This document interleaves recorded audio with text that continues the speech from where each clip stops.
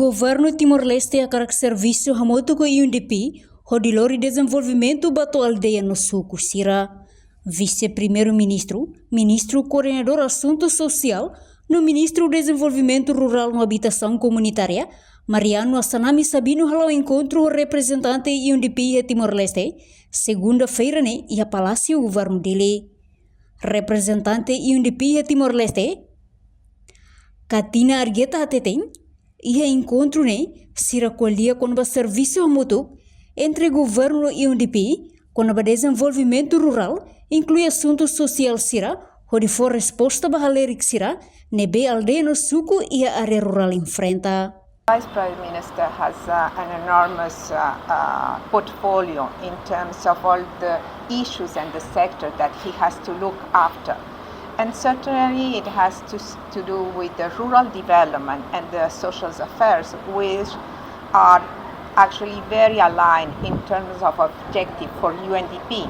We are the agency that support the development in all the world. So we met regularly with him to just catch up and see where are the needs and where are how can be the best way to do and to work together and to partner better. So this is part of the regular meetings that we have with between the Vice Prime Minister and UNDP. Precisely, this is one of the things that we are discussing. Currently, and mainly today, the Prime Minister, Vice Prime Minister, he highlights the needs and his concern to support and to reach the local people needs, to respond to the local people needs. He understands quite well and he's very concerned in terms of reach the expectations that the population has, mainly in the rural sector. He understands that development is not just a concept, it's not a percentage, but how to reach, how to impact directly the life of the people. So we were talking and we were discussing about the different options. Durante o encontro, vice-primeiro-ministro preocupa teve sobre o desenvolvimento e a aldeia, suco no posto Sira, também, governo a Cartebes, ato serviço hamoto com UNDP, hodilori desenvolvimento bato e a aldeia no suco. Reportagem de vice-primeiro-ministro preocupado Tebes e vice-primeiro-ministro Hakarak, serviço do UNDP, o Insabuca Dalan, pele lori desenvolvimento ba iha Aldeia o iha suku.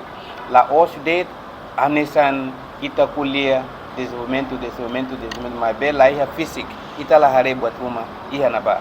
So tambah nemaka PNDS lauhela na paten iha estatal, mas be UNDP nia presença ohin, atubuca dalan, o insa para bele por capacitação, o insa bele hamusu prekdima phone ida, nebe bele ajuda desenvolve sira nebe iha Aldeia o suku naba.